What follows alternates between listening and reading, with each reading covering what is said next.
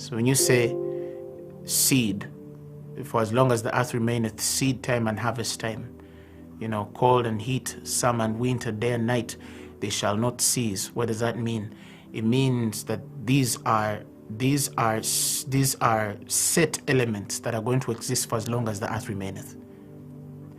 But in that also, the process that connects the seed to the harvest, in the middle, the joining factor of the seed and harvest are the principles.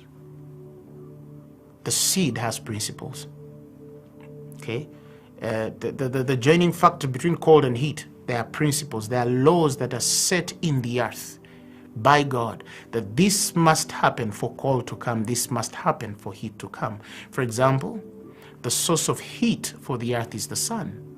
In fact, if the sun disappeared from the world for a month or two, we would drop into negatives of 40 degrees, 60 degrees into the third month. If the sun was off the earth, I've seen a documentary from some scientists who say that if the sun left the earth for about 3 months, the earth would freeze up to about negative 90 degrees centigrade. And human life cannot live under such circumstances. So the major source of heat for the world is the sun. But there are laws that govern the sun. The scriptures tell us very clearly. There are laws that command the sun. There are principles and patterns that are set by God to govern how the sun comes up for the heat and how the cold should come, how summer is coming and how winter comes, how day comes and how night comes. Day is commanded, night is commanded, summer is commanded, heat is commanded, winter is commanded, cold is commanded, seed is commanded, harvest is commanded. But the joining factor there, the middle factor between these commands, is the principles, the laws of the Spirit. The laws of the Spirit. God being a principled God, God being a pattern God, he does not deal with man outside the patterns that are aforesaid for humanity. That is why, for example, if you go on a building and jump off, the law of gravity will give you a free fall with your body, unless otherwise another principle is appropriated or law spiritually that overrides the law of gravity. Like when Jesus walked on water. So when Jesus walks on water, one law overrides another law, but still there was another law principle that was holding the power of the Son of God to move, and that was the power of the Word.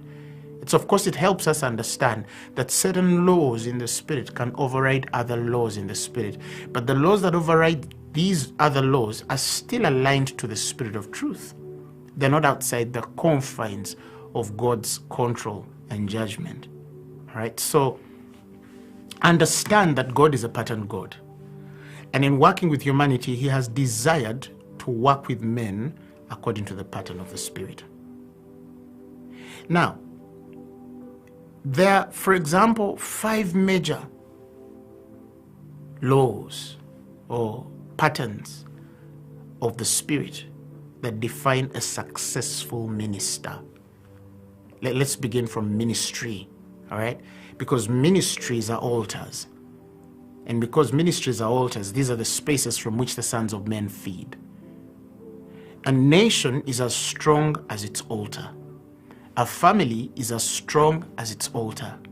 A continent is as strong as its altar. A church is as strong as its altar. The strength of the altar is what defines the results of the altar. You cannot have a defiled altar and then have results that are aligned. The Bible says God is not the author of confusion. Okay, so if God is not the author of confusion, that means that there is a certain order of the Spirit, even in the patterns that are given to us by God. When he speaks to us in Luke and he says that, for many men and women have set in order to give us, the understanding and the principles and the patterns of the Word of God, he says that it seemed perfect to me, having had the understanding of all these things as were set before on those that wrote and spoke concerning the gospel, that I should give these things in a particular pattern from the very first of the things, from the very first, meaning I was following a certain order, which comes before the other. That thou, he tells Theophilus, might know the certainty of the things in which thou hast been instructed. You cannot have a certainty of the Spirit in the instruction of the Spirit when you don't understand the order of the Spirit. What is the certainty of the Spirit? The authority that allows you to command and speak in the spirit realm as one which knoweth God and is known of God. See, you can bring a person who is possessed by devils, and one person rebukes these devils and they don't leave, and another person rebukes the same devils and they leave. It means one has understood a certain authority in the very instruction that teaches you to cast out devils. They have attained a certain certainty of the Spirit. They carry a certain authority to command things in the Spirit that perhaps might become easy for other people, yet are the right. They are in the rights of the graces that are given us by God. But he says, for you to have that authority of the Spirit, the certainty of the things wherein thou hast been instructed, when Luke is telling Theophilus, he says, many have set, many people have gone ahead of us and have, set in order the life of God, the testimony of Jesus Christ, the gospel as it's supposed to happen in a particular order, in the declaration of those things that one most surely believed amongst us. So many people have done that. But he's saying, okay, even though this order is there, let me go from the first of the things in my understanding of the order, like that's Luke speaking. That when you understand the order of these things, you will know the certainty of the things in which you have been instructed. You will carry a particular authority, and your voice will carry certain precision and a certain power to command certain things in the spirit realm as you follow the instructions of the Spirit. So, God is a patterned God. The gospel is a patterned gospel. That means any believer in God must be patterned. All right? Now let's look at the level of ministry. God has called every believer to be a minister. There's just diversities of operations but it's the same Spirit.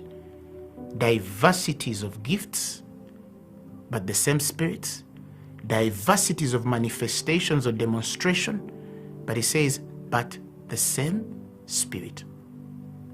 So you might not be a preacher like I am, but if you're a banker, for example, and you work in a bank, still, there is a calling there. There's an operation of the gifting of God in your life that could actually fulfill your God-given potential in the banking world. Some people are so myopic in thought to think that God only rewards our ministries on the altar. For example, where would you place Joseph? Joseph is not spoken of as a prophet. Joseph is not spoken of as a priest. Joseph is not spoken of as a judge. He's just a son of Jacob. But he has the wisdom to keep the finances of Egypt. He was raised, and there was only one above him.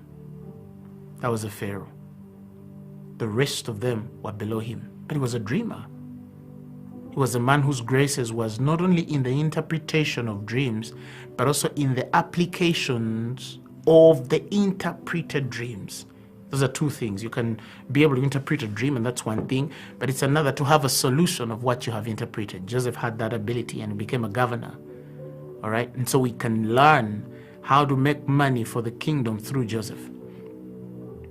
Okay, so there's diverse ways, diversities of gifts and operations of all these things, but all of them point us